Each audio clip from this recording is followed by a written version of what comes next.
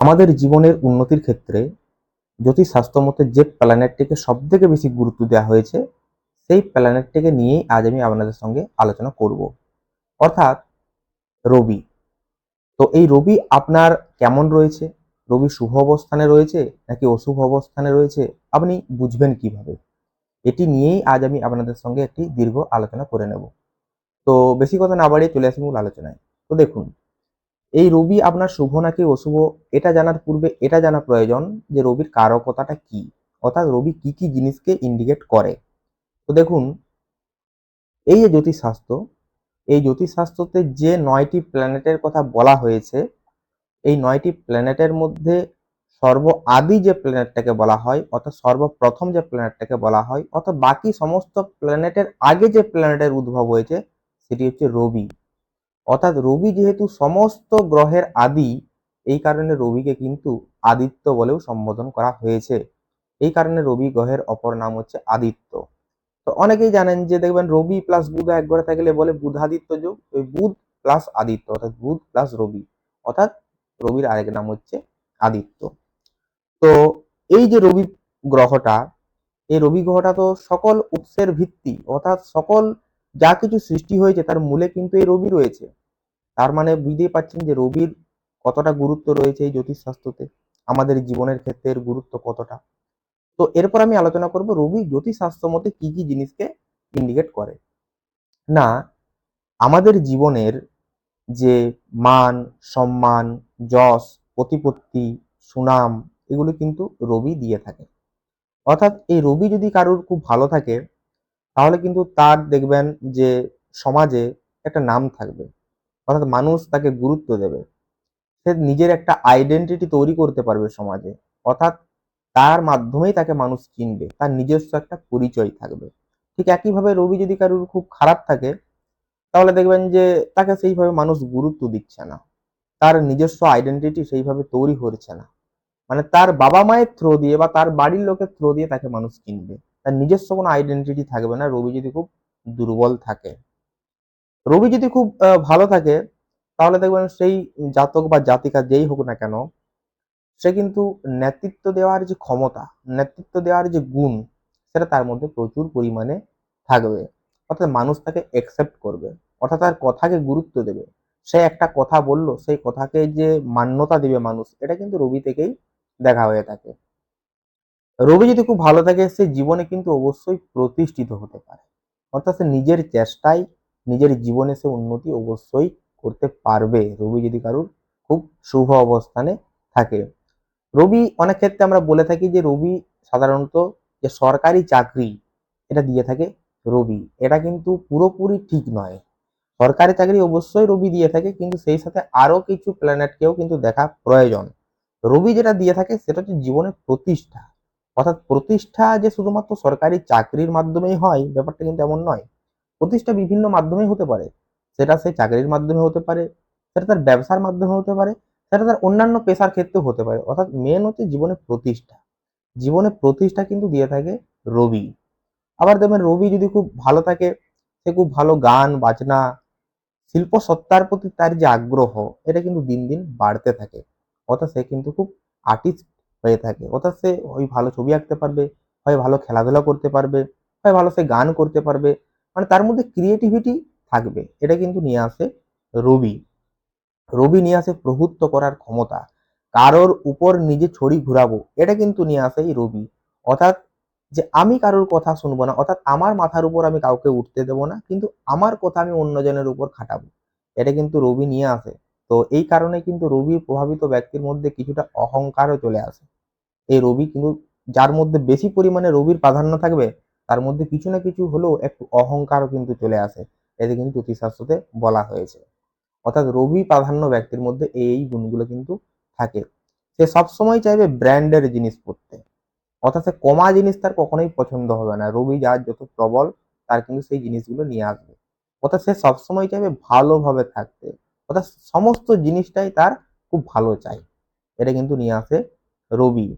অর্থাৎ সে দেখবেন কোনো একটা জায়গায় বেড়াতে গেল, সে ভুলভাল জায়গা যার পছন্দ হবে না খুব একটা, সবসময় চাইবে যে হাইফাই জায়গায় আমি ঘুরবো। এটা যদি রাস্তায় খাবার খেতে মন যায় সে সবসময় চাইবে যে এখানের বেস্ট হোটেলটা কোথায় রয়েছে, আমি সেই বেস্ট হোটেলে গিয়ে খাবো, অর্থাৎ খরচ আমার হোক। এই যে জিনিসটা, এটা কিন্তু নিয়ে আসে পজিটিভ রবি। অর্থাৎ রবি যদি কারোর মধ্যে প্রবল থাকে, এই জিনিসগুলোকে কিন্তু নিয়ে আসে। তো এগুলো হচ্ছে রবির কারকতা। রবি এই জিনিসগুলোকে দেখে। তো রবির এই কারকতাগুলো আছে বলেই যে আপনি এই জিনিসগুলো পাবেন বা পাবেন না, পুরোপুরি পাবেন বা পুরোপুরি পাবেন না, বিষয়টা এমন নয়। এটা নির্ভর করবে আপনার জন্মকুণ্ডলীতে রবি কেমন পজিশনে রয়েছে, আপনার হস্ত করতলে রবি কেমন পজিশনে রয়েছে, এইগুলির উপর ডিপেন্ড করে কিন্তু এই সমস্ত গুণগুলি আপনি পাবেন। অর্থাৎ দেখা গেল আপনার রবি মিডিয়াম, তাহলে আপনি এই সকল গুণগুলো কিছু কিছু পাবেন। আবার এর যে খারাপ এফেক্টটা রয়েছে সেটা তুলনামূলক কম পাবেন। তো এগুলি কিন্তু মিডিয়ামের থেকে বিচারিত করা হয়। আবার দেখা গেল রবি আপনার খুব ভালো, তখন আপনার ওই ভালো গুণগুলো আপনি পাবেন। আবার দেখা গেল আপনার রবি খারাপ, তো আপনি রবির খারাপ গুণগুলো পাবেন, অর্থাৎ সেই ভালো গুণগুলো পাবেন না। তো এরপর আমি আলোচনা করবো যে রবিটা আপনার ভালো নাকি খারাপ আপনি বুঝবেন কি, এটাই তো আজকের মূল আলোচ্য বিষয়। তো দেখুন, আমাদের যে এই জ্যোতিষশাস্ত্র, এই জ্যোতিষশাস্ত্রতে কিন্তু প্রতিটা প্ল্যানেটের একটা করে ঘর রয়েছে, নিজস্ব ঘর।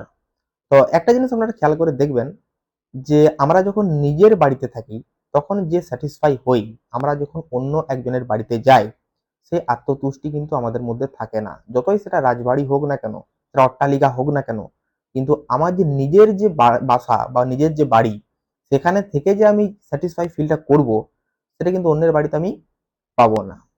এটা কিন্তু আপনারা খেয়াল করে দেখবেন, এটা সকলের ক্ষেত্রেই হয়। ঠিক একইভাবে ওই গ্রহদেরও কিন্তু একটা নিজস্ব বাড়ি থাকে বা নিজস্ব গৃহ থাকে।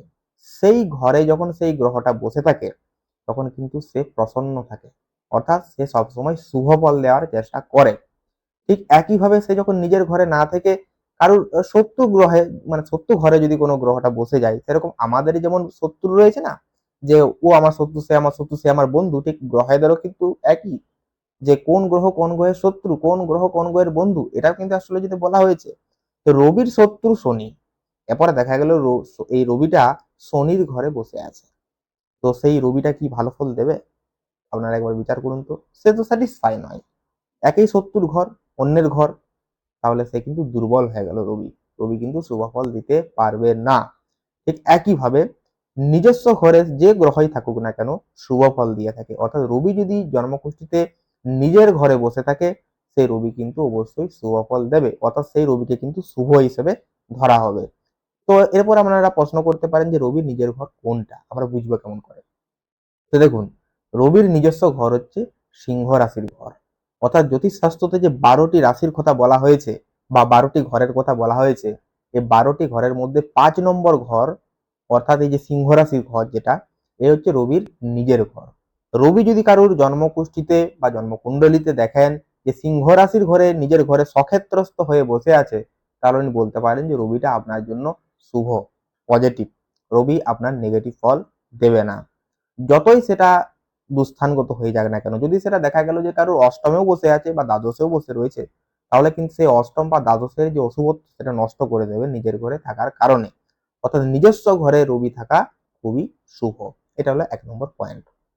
এরপর আরেকটা জিনিস খেয়াল করে দেখবেন, প্রতিটা গ্রহের যেমন কিছু নিজস্ব ঘর রয়েছে, আবার কিন্তু আরেকটা জিনিসও খেয়াল করতে হবে, সেটা হচ্ছে যে তুঙ্গস্থ নিচস্তরও কিন্তু ক্ষেত্র রয়েছে। কিছু কিছু ঘর রয়েছে যে ঘরে কিন্তু গ্রহরা তুঙ্গ হয়ে যায়, আবার কিছু কিছু ঘরে গ্রহরা নিচস্থ হয়ে যায়।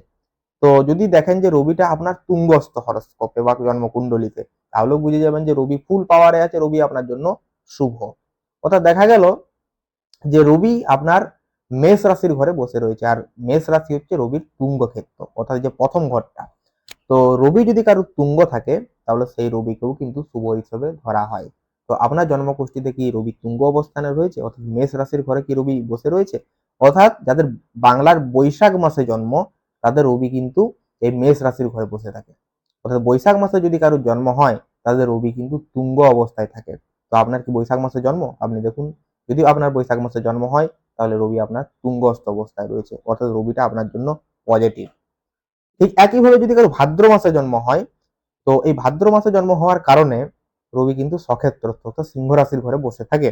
তো তাদের জন্যও কিন্তু রবি পজিটিভ হিসেবেই ধরা হয়ে থাকে। তো এরপর দেখা গেল এই যে তুঙ্গস্থ এবং সক্ষেত্র, এটা আমরা বুঝলাম। এরপর বলবো যে রবি যদি কারোর নিচস্থ হয়ে যায়, অর্থাৎ নিচ ঘরে যে গ্রহেই যাক না কেন, সেই গ্রহটা কিন্তু দুর্বল হয়ে যায়, তার কোনো পাওয়ার থাকে না। এবং সে কিন্তু কুফল দিতে শুরু করে নিজ ঘরে। তো রবি যদি দেখা যায় যে কোনোভাবে আপনার জন্মকুষ্ঠিতে নিচস্থ হয়ে গেছে, অর্থাৎ তুলা রাশির ঘরে বসে রয়েছে, অর্থাৎ একটা জিনিস আপনারা খেয়াল করে দেখবেন যে যে গ্রহটা যে ঘরে উচ্চস্থ হয় অর্থাৎ তুঙ্গ হয়, তার ঠিক 180 ডিগ্রি অ্যাঙ্গেলে গ্রহটা যখনই চলে আসবে অপোজিটে, তখনই সে কিন্তু নিচস্থ হয়ে যাবে। অর্থাৎ মেষ রাশি হচ্ছে প্রথম ঘর, আর 6 নম্বর ঘর হচ্ছে তুলা রাশি, অর্থাৎ ঠিক 180 ডিগ্রি অ্যাঙ্গেলেদের আপনারা যদি খেয়াল করে দেখেন। তো যে কোনো গ্রহই নিজের ঘরের বা তুঙ্গ ঘরের থেকে নিচস্থ ঘরের যে ডিগ্রিগত পরিমাপ, সেটা হচ্ছে 180 ডিগ্রি। তারপরে যদি দেখেন যে কোনোভাবে রবিটা আপনার নিচস্থ হয়ে গেছে অর্থাৎ তুলা রাশির ঘরে বসে রয়েছে, তাহলে আপনি বুঝে যাবেন রবি আপনার জন্য পজিটিভ নয়, এটা নেগেটিভ রবি। তো এর কিন্তু প্রতিকার করা দরকার। এটা হচ্ছে জন্মকুণ্ডলী। তো এটা হচ্ছে শুধুমাত্র উচ্চস্থ, তুঙ্গস্থ এবং নিজের ঘর। এছাড়াও জন্মকুণ্ডলীতে আরো কিছু বিচার্য বিষয় আছে। যেমন ধরুন, এই রবি কোনোভাবে দেখা গেল যে আপনার দুস্থানগত, অর্থাৎ ষষ্ঠ ঘরে, অষ্টম ঘরে কিংবা দ্বাদশ ঘরে বসে রয়েছে, অর্থাৎ 6, 8 অর্থাৎ 12, 6, 8 এবং 12। তো এই 6, 8 এবং 12 নম্বর ঘরে যদি রবি কারুর বসে থাকে, সেই রবিকে কিন্তু পজিটিভ হিসাবে দেখা হয় না, অর্থাৎ সেই রবি কিন্তু নেগেটিভ। কিন্তু এই যে 6, 8 এবং 12 এই নম্বর ঘরে যদি রবি বসে থাকে, কিন্তু দেখা যায় যে রবিটা সক্ষেত্রস্থ হয়ে বসে আছে, অর্থাৎ নিজের ঘরে বসে রয়েছে, তখন কিন্তু ওই 6, 8 এবং 12 নম্বর ঘরের যে অশুভত্ব সেটা নষ্ট হয়ে যাবে, অর্থাৎ সে কিন্তু অশুভ ফল পাবে না যদি সেটা নিজের ঘরে থাকে। আবার দেখা যায় যে এই 6, 8 এবং 12 এখানে তো রবি অশুভতায় আমি বললাম শুধুমাত্র নিজের ঘর ছাড়া, কিন্তু দেখা গেল যে এই রবিটা কোনোভাবে নিচস্থ ঘরে বসে রয়েছে, এক তো নিচ, তার উপরে আবার এই 6, 8, 12 নম্বরের একটা জায়গা পেয়ে গেছে, তাহলে বুঝতে পারছেন রবি কতটা নেগেটিভ তার, অর্থাৎ রবি কিন্তু প্রচন্ড পরিমাণে নেগেটিভ হয়ে গেল, সেই রবি 100% নেগেটিভ। আবার যদি দেখা যায় যে রবি আপনার তুঙ্গস্থ, কিন্তু সেই রবিটা ষষ্ঠ, অষ্টম কিংবা দ্বাদশস্থ, তো 6, 8, 12তে খারাপ ফল দেয়, কিন্তু সেখানে তুঙ্গস্থ হওয়ার কারণে এর যে অশুভ ফলটা সেটা কিন্তু অনেকাংশে কমে যাবে, অর্থাৎ সে কিন্তু অশুভ ফল অতটা দিতে পারবে না। একটা জিনিস আপনারা খেয়াল করে দেখবেন, এই তুঙ্গস্থ হয়ে গেলেই তার বল অনেক বেড়ে যায়, কিন্তু গ্রহরা সব থেকে বেশি সন্তুষ্ট থাকে নিজের ঘরে। নিজের ঘরে গ্রহ কিন্তু সব থেকে বেনিফিট দিয়ে থাকে তুঙ্গস্থ থেকেও। আরেকটা জিনিস আপনারা খেয়াল করে দেখবেন, সেটা হচ্ছে যে রবি, এই রবি কিন্তু যদি কোনোভাবে দেখা যায় যে শনিগ্রস্ত হয়ে গেছে, অর্থাৎ রবি এবং শনি একটা গ্রহের মানে একটা ঘরে এরা বসে গেছে, তখনই কিন্তু আপনি বুঝে যাবেন যে রবি কিন্তু আপনাকে অতটা বেনিফিট দিতে পারবে না, রবি আপনার জন্য পজিটিভ এতটা নয়। আবার যদি দেখা যায় যে রবি কোনোভাবে রাহুগ্রস্ত হয়ে গেছে বা কেতুগ্রস্ত হয়ে গেছে, তখনও কিন্তু রবির পাওয়ারটা অনেকটা কমে যাবে। আবার যদি দেখতে পাওয়া যায় যে রবি কোনোভাবে বৃহস্পতির দ্বারা একটা ঘরে বসে রয়েছে, তখন জানবেন যে রবি আপনার জন্য খুব পজিটিভ। আবার যদি দেখা যায় যে রবি প্লাস বুধ বুধাদিত্য যোগ হয়ে একটা ঘরে বসে রয়েছে, তখনও কিন্তু আপনার রবিটা পজিটিভ। তো এই জিনিসগুলো আপনার জন্মকুণ্ডলিতে আছে কিনা আপনারা একটু খেয়াল করে দেখুন। যদি এই জিনিসগুলো আপনার জন্মকুণ্ডলিতে থেকে থাকে, তাহলে আপনারা বুঝতে পারবেন যে রবিটা আপনার জন্য শুভ নাকি অশুভ। আবারও দেখতে পাওয়া যায় যে রবি যদি তার নিজের নক্ষত্রে বসে রয়েছে, তখনও কিন্তু রবি পজিটিভ, তখনও কিন্তু রবি নেগেটিভ নয়। তো প্রতিটা গ্রহের কিন্তু এক একটা নক্ষত্র রয়েছে, সেটাকেও কিন্তু বিচার্য বিষয়। এছাড়া যাদের জন্মকুণ্ডলী নেই, তারা কিভাবে বুঝবেন যে রবিটা আপনার ভালো নাকি খারাপ? তো দেখুন, যাদের জন্মকুণ্ডলী নেই তাদের কিন্তু হাতই ভরসা, অর্থাৎ তাদেরকে কিন্তু হস্তরেখা বিচার করতে হবে। তো আপনারা আপনাদের যে হাতটা রয়েছে সেটাকে এইভাবে দেখুন, মেলে দেখুন। তো এই যে অনামিকা আঙ্গুলটা, এই অনামিকা আঙ্গুলের যে নিচের পোর্শন, এইটা হচ্ছে রবির জায়গা। তো এই জায়গাটা আপনারা মিলিয়ে দেখুন। তো যদি আপনারা দেখতে পান যে এই জায়গাটা খুব মসৃণ, অর্থাৎ খুব প্লেন এবং খুব উঁচু, তাহলে আপনারা বুঝে যাবেন যে রবি আপনার জন্য পজিটিভ, রবি আপনাকে শুভ ফল দেবে। ঠিক একইভাবে যদি দেখেন যে এই অনামিকা আঙ্গুলের নিচের জায়গাটা অর্থাৎ রবি পর্বতটা কোনোভাবে ডাউন, নিচু, থলথলে, তাহলে বুঝে যাবেন যে রবি আপনার জন্য পজিটিভ নয়, এই রবি আপনাকে পজিটিভ ফল দিতে পারবে না।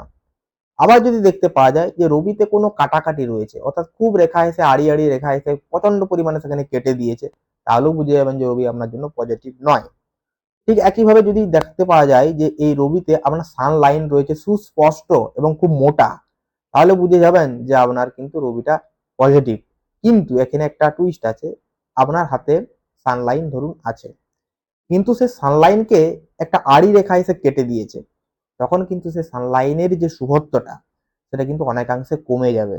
অর্থাৎ আপনি রবির যে 100% শুভত্ব, অর্থাৎ এই যে রবি রেখার যে 100% বেনিফিট, সেটা কিন্তু আপনি পাবেন না। আবার একইভাবে যদি দেখতে পাওয়া যায় যে রবির স্থানে কোনোভাবে ব্ল্যাক স্পট উঠে গেছে, অর্থাৎ তিল চিহ্ন, তাহলেও বুঝে যাবেন যে রবি আপনার জন্য পজিটিভ নয়, অর্থাৎ রবি আপনার জন্য নেগেটিভ। আবার যদি দেখতে পান যে আপনার রবি রেখাটা খুব ভালো রয়েছে, কিন্তু রবির জায়গাটা ডাউন, অর্থাৎ খুব নিচু, তো সেক্ষেত্রে আপনি বুঝবেন যে রবি কিন্তু আপনার জন্য পজিটিভ এতটা ফল দিতে পারছে না। অর্থাৎ রবি রেখা থাকা সত্ত্বেও রবির জায়গাটা ডাউন হওয়ার কারণে আপনাকে কিন্তু রবি রেখাটা সেইভাবে ফল দিতে পারছে না। আবার দেখা গেল যে আপনার হাতে কোনো সানলাইনই নেই, অর্থাৎ রবি রেখা নেই, কিন্তু রবির জায়গাটা আপনার উঁচু এবং সেটা মসৃণ, তখন কিন্তু রবি আপনার জন্য পজিটিভ। অর্থাৎ শুধুমাত্র দুটো একটা জিনিসকে দেখেই এটাকে বিচার বিশ্লেষণ করলে সেটা মূর্খতামি হয়ে যাবে। অর্থাৎ কোনো একটা জিনিসকে বিচার বিশ্লেষণ করতে গেলে সেটাকে পুঙ্খানুপুঙ্খভাবে বিচার করতে হবে, এবং এর জন্য কিন্তু টাইম দেওয়া দরকার। অর্থাৎ কোনো একটা জন্মকুষ্ঠী বা একটা হস্তরেখা, আমরা যাই বলি না কেন, এগুলিকে কিন্তু টাইম ধরে বিচার বিশ্লেষণ করাটা অত্যন্ত জরুরি। যদি টাইম ধরে সেটাকে সঠিকভাবে অ্যানালিসিস করা যায়, তাহলে অবশ্যই কিন্তু একটা ফাইনাল সিদ্ধান্তে উপনীত হওয়া যায় যে আপনার জন্য এটি অশুভ নাকি শুভ। তো রবি এই জায়গাগুলোতে যদি এই পজিশনে থাকে, তখন আপনারা বুঝে যাবেন যে রবি আপনার জন্য শুভ নাকি অশুভ। তো রবি দেখুন, যদি কারো শুভ থাকে সে তো অবশ্যই বেনিফিট পাবে, যদি অশুভ থাকে তাহলে রবির যে শুভত্বটা সেটা কিছুটা সে কম পাবে। কিন্তু আমি একটা জিনিস মনে করি, আমাদের রবি গ্রহ বা অন্যান্য যে সমস্ত গ্রহই থাক না কেন, সেটা শুভ থাক অশুভ থাক, মেন হচ্ছে আমাদের কর্ম।